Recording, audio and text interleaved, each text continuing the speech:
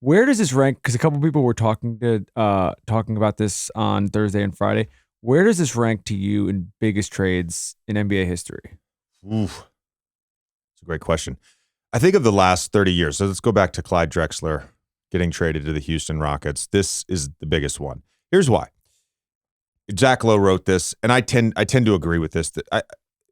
We talk about the all-time list of great players and the Mount Rushmore. And I think if there's a Mount Rushmore, it's LeBron, Michael, Kareem, no particular order, and then you can argue all you want about who the fourth guy is. And I think after that, after those three, there's 7 to 9 guys, and I think Kevin Durant is one of those guys. I'm not saying he should be fourth, but I think he's a top 12 player of all time. Zach Lowe wrote that the other day. I tend to agree with that. And it's not just that he's a top 12 player all the time. It's that he's playing at such a high level. So interesting stat real quick. That's the third most points per game at the time of getting traded midseason in NBA history. Kevin averaging 29.7. Wilt in 1964, 1965. I guess you'd have to throw that one in there, Tommy, as one of the all-time insane midseason trades. And then AI in 06, 07. So whether it's him or Wilt, it's one of the biggest midseason trades in NBA history. What was when the trade went down, we were in New Orleans doing the live show. We talked about it a little bit. We haven't obviously taped the show since then. What was your initial thought when the trade happened? Yeah, I mean, I think after Kyrie got traded, we're waiting to see what would happen with Kevin, the effect on Kevin. And Woj, of course, is tweeting out that, he's going to be past the deadline or whatever. So I wasn't surprised. Yeah. I wasn't surprised. Well, were you surprised? And I wasn't surprised it was the Suns either. Yeah, I was going to say, were you surprised that Phoenix got back into it? No, I wasn't surprised. Because Phoenix was a team, we mentioned them on the previous Old Man of the Three Things as a team that could potentially get involved with some of these star players. Siakam or somebody like that. Because they had young players. Mikel's contract is very team-friendly. Obviously, if they chose to move Ayton, he's a young player averaging 18 and 11 or whatever on good efficiency. And they had their draft picks. So there was a lot there. And given CP's age, too, whether they move him in a deal, whether they had moved him in a deal or kept him, I think the sense of urgency, making a big splash, ownership, of course, got announced at, I think, at 11 a.m. that day. And by 1 a.m. that night, they had made the trade. Here's an interesting thing about the Suns. And a lot of people have said this, but I've got some data and some fun stuff to back this up. I talk all the time about the necessity for mid-range shot creation in the playoffs, because there are a lot of possessions in the playoffs that come down to matchup hunting and isolation. And the Suns are already a heavy mid-range team, top 3 this season in mid-range field goals per game. Devin Booker, DeAndre Ayton, Chris Paul.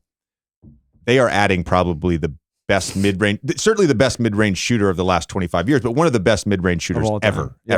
Over the last 25 seasons, 1,700 different times. So not 1,700 players, but 1,700 different times that a player has taken at least 250 mid-range jumpers in a season. There's been 3 times that a player has shot over 55%. Can you guess the players? 3 times ever. They've shot in the last 25 since play-by-play tracking. Yeah. So three times. So Kevin's in the one last 20. Kevin's one of the 3. Yeah. Michael. Okay. And Kobe. Okay.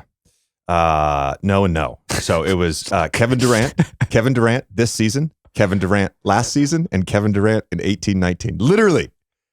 I think he's the greatest mid-range shooter ever. Like, what the hell? That's insane. I think Kirk Goldsberry had something on this a couple days ago about how his mid-range it's so much higher than everybody else in the league currently. Yeah. This is just a dumb just kind of fan question about the mid-range in general. But is it possible to have too many mid-range shooters? Like, is there a thing with spacing where you can have too many guys who sort of operate in like the same lane? If they're all DeMar DeRozan, yeah, I think you could make an argument because DeMar tends to shun threes, although I've been needling him for years that if he ever wanted to, he could just become an elite 3-point shooter. Yeah. Here's where, so Campaign, he's at 38%. This is just their bench guys. Campaign 38%, Shamet just under 38% as well. Damian Lee shooting the shit out of it, 44.5%. Torrey Craig, who likely will be the 5th starter, at 39.4% this year. He's really improved.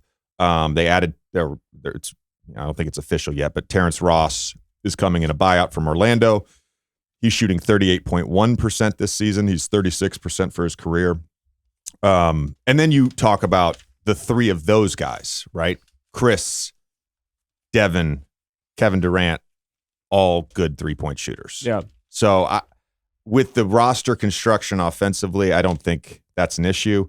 I like the addition of Darius Baisley as well, our guy who bought me dinner last year in Las Vegas.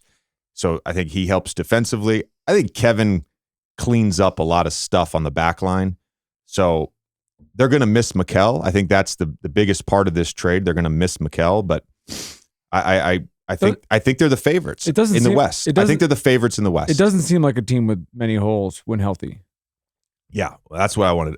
That's to me, that's the thing, right? And they said I think it seems like Kevin's coming back. Yeah. February 24th, sometime in that window.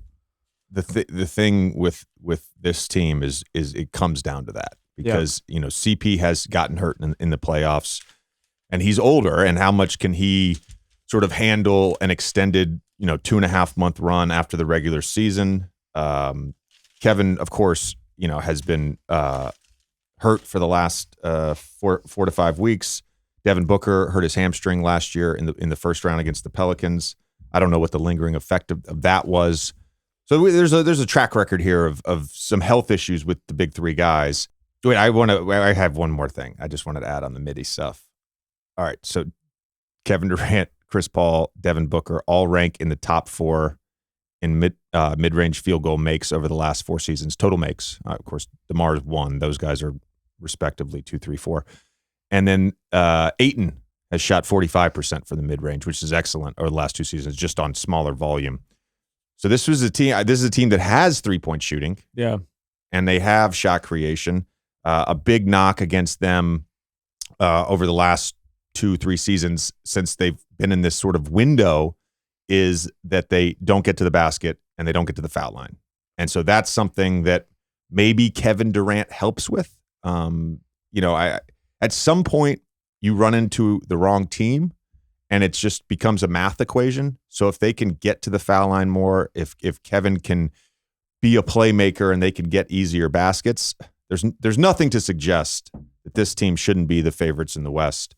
DraftKings agrees as well. They launched up to number 2 overall and best odds to win the championship. It's hard to make this is a team that was in the finals 2 years ago, and they've had some health issues, but it's hard to argue that you add Kevin Durant to your team, that you're not going to be the favorites. But before we get to the Nets, because we should just talk about the effect on them, we were talking about this a little bit with the Kyrie trade, and I think it's even more stark now. That just sort of like shifting in power from the East to the West, and anytime a guy like Kevin Durant moves, there's going to be an element of this. But basically, we took a team that was, in the Nets that maybe was a dark horse finals contender that now probably is not, and you add a piece like this to the Suns.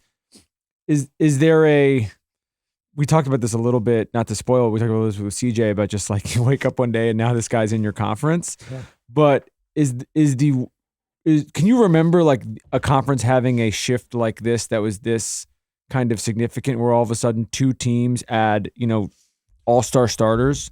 It's a good question. I probably would have to go back and look season by season. The biggest probably shift that I can remember in recent times was the Celtics, getting the big 3 together, because Ray was coming from Seattle, Kevin was coming from Minnesota.